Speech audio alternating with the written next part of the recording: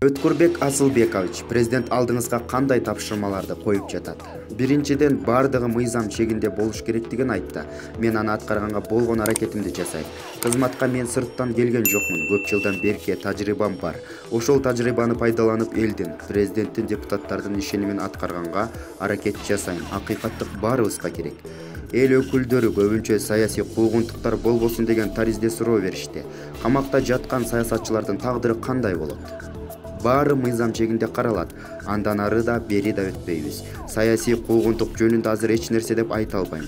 Анткени бүгүн эле дайындалып жатам. Дагы бир жолу айтам, мен мыйзам чегинде гана иш алып барам, а мыйзам баарыбызга бирдей.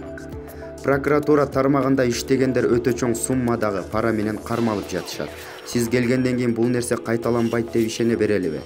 Андай болушу мүмкүн эмес. Бардык тазаланууну өзүбүздөн баштайбыз. Кудай сактасын, уят болбогонго аракет жасайм. Булак де факто.